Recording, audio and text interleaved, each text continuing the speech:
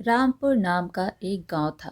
उस गांव में हीरालाल नाम का एक ब्राह्मण अपनी पत्नी फुलवा के साथ रहता था। हीरालाल बहुत ही आलसी था, लेकिन वो भगवान शिव जी का परम भक्त भी था। वे सुबह शाम शिव जी की पूजा करता और भगवान शिव जी का नाम जपता रहता था। हीरालाल रोज यही दो काम करता था और बाकी का सारा समय अपनी आलस्य की वजह से वह घर में ही सोया रहता था। इसी वजह से हीरालाल और उसकी पत्नी के बीच आए दिन अनबन होती रहती थी। एक दिन फुलवा ने ब्राह्मण से कहा, सुनते हो जी, आज जल्दी से खाना खाकर खेत चले जाओ। आज फसल काटनी है और हाँ, खेत से आते हुए कुछ सब्जी भी लेते हुए आना। घर में सब्जी बनाने को कुछ भी नहीं है। आते हुए भूल मत जाना, नहीं तो आज खाना नहीं बनेगा। अभी फुलवा ऐसा बोल ही रही थी कि हीरालाल अपनी पत्नी की बातों को नजरअंदाज करके बिस्तर पर सोने चला जाता है। कैलाश में बैठी माता पार्वती भगवान शिव जी से कहती हैं, प्रभु, यह आपका कैसा भक्त है? ऐसा क्या कारण है कि ये आपकी भक्ति तो करता है पर कोई काम नहीं करता? आपको तो इसका मार्गदर्शन करना चाहिए। भगवान शिव जी माता पार्वती से कहते हैं, मैं सब देख रहा हूँ देवी कि ये पिछले जन्म में एक गधा था जो एक शिव मंदिर में आकर सोता रहता था। सोते सोते हुए मंदिर में हो रहे मंत्रों का उच्चारण सुनाई दे जाता था और श्रावण मास में इसकी मृत्यु हो गई। इस कारण ये इस जन्म में मनुष्य के रूप में जन्मा तो है, पर इसका आलसी स्वभाव नहीं गया। सही समय आने पर मैं इसे उचित शिक्षा दूंगा। इधर जब फुलवा हीरालाल को देखती है कि हीरालाल तो अभी भी सो रहा है, तब गुस्से में फिर वो हीरालाल से कहती है, अरे तुम वापस सो गए? उठो जल्दी और खेत में जाओ। आज फसल काटने जाना है। खेत में फसल बहुत बड़ी हो चुकी है। अगर आज फसल को नहीं काटा तो उसे जानवर चर जाएंगे, नहीं तो कोई चुरा लेगा। मेरी बात सुन भी रहे हो? हे भोलेनाथ, ना जाने इनका आलस कब खत्म होगा। मैं तो इनसे तंग आ चुकी हूँ। फुलवा बोलती जा रही थी पर हीरालाल को तो कोई फर्क ही नहीं पड़ रहा था। वो चुपचाप बिस्तर पर लेटा हुआ था।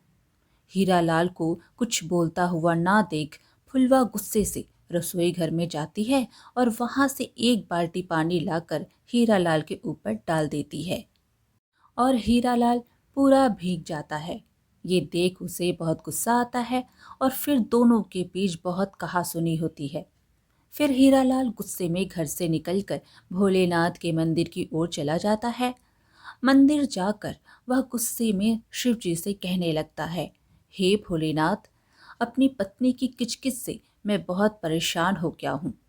अगर मैंने आपकी भक्ति श्रद्धा पूर्वक की है तो मुझे वरदान दीजिए। ऐसा बोलकर हीरालाल जोर जोर से रोने लगता है।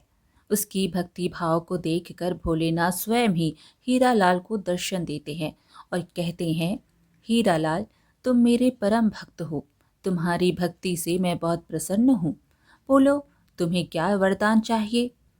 हीरालाल पहले तो भगवान शिव जी को देखकर हैरान हो जाता है, फिर शिव जी को प्रणाम करके उनके सामने अपनी इच्छा प्रकट करता है। हे भोलेनाथ, मुझे ऐसी चीज दीजिए जो मेरी बात सुने और मेरा सारा काम कर दे। ठीक है, ये लो मेरा एक छोटा सा त्रिशूल। इस त्रिशूल को तुम जिस चीज पर भी रखोगी वो अपना काम खुद ही करने लग जाएगा और काम खत्म करने के बाद ही रुकेगा। परंतु अगर तुमने काम करते हुए किसी को मना किया तो त्रिशूल हमेशा हमेशा के लिए गायब होकर मेरे पास आ जाएगा। भगवान भोलेनाथ हीरालाल को अपना त्रिशूल देकर वहां से अंतर्ध्यान हो जाते हैं। हीरालाल बहुत खुश हो जाता है और मन ही मन सोचता है कि अब से उसे कोई भी काम नहीं करना पड़ेगा। फिर वह त्रिशूल लेकर घर चला जाता है और अपनी पत्नी को भगवान शिव जी के वरदान के बारे में बताता है। फिर ऐसे ही कुछ दिन गुजर जाते हैं। हीरालाल उस त्रिशूल को पाकर बहुत खुश था। उसे उस दिन से कुछ काम नहीं करना पड़ता था। वे जिस चीज़ पर भी त्रिशूल को रख देता, वो चीज़ अपने आप ही अपना काम करने लग जाता था। ऐसे ही एक दिन हीरा लाल को चाय पीना था। उसने चाय की बर्तन में त्रिशूल रखा और बोला, मुझे एक कप चाय बना दो।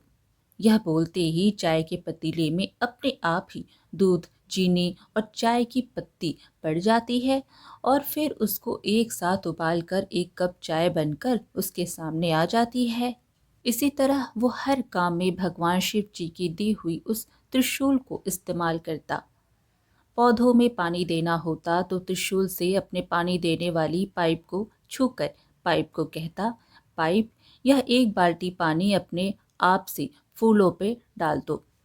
पाइप को यह काम बोलकर हीरालाल घर के अंदर सोने चला जाता है और उसके सोते ही लाइट चली जाती है।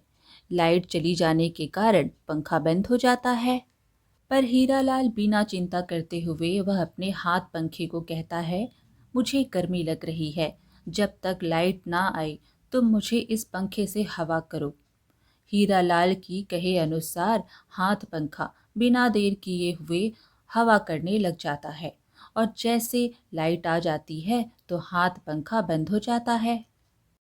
इसी तरह वह अपने हाथ से बिना कुछ काम किए बड़ी आसानी से सारे काम को कर लेता है। फिर एक दिन हीरालाल को भूख लगी और अच्छे अच्छे पकवान खाने का मन किया, तो खाना खाने बैठा।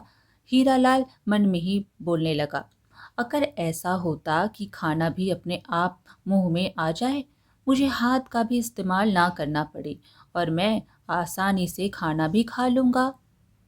ये सोचकर वो खाली थाली में त्रिशूल रखकर बोला, अच्छे अच्छे पकवान मेरे मुंह में अपने आप आ जाओ। ऐसा कहते ही थाली से तरह तरह के पकवान निकलकर हीरालाल के मुंह में जाने लगे।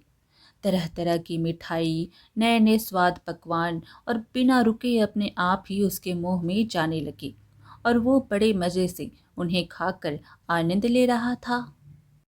पर यह मज़ा कुछ देर तक का ही था।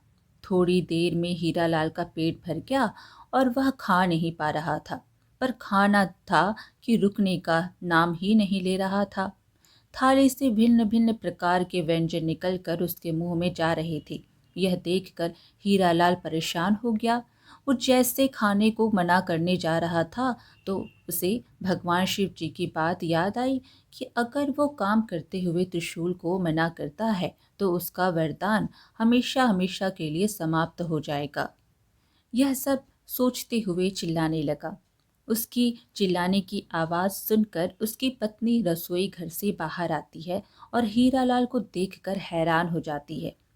फिर हीरालाल से उसकी पत्नी खाने को रोकने के लिए बोलती है, पर वो शिव जी के दिए हुए वरदान को नष्ट करना नहीं चाहता था।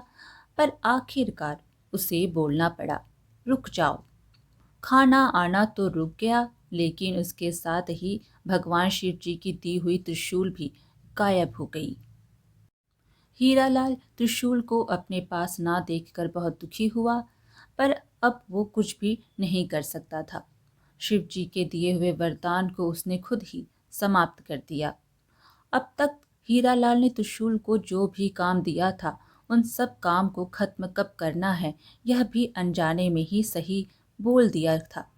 पर खाना खाते समय कब रोकना है, ये नहीं बोला था, जिस कारण खाना बिना रुके उसके मुंह तक आता ही जा रहा था।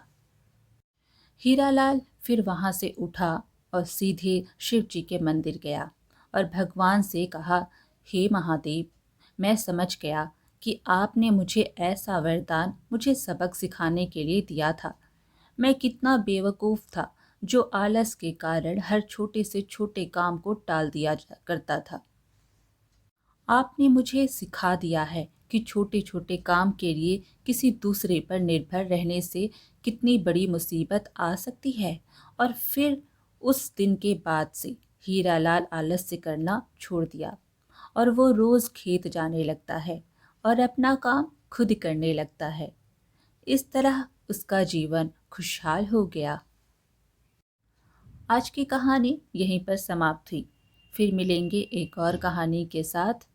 कहानी पसंद आए तो लाइक शेयर ज़रूर करें और चैनल को सब्सक्राइब करना बिल्कुल ना भूलें। धन्यवाद।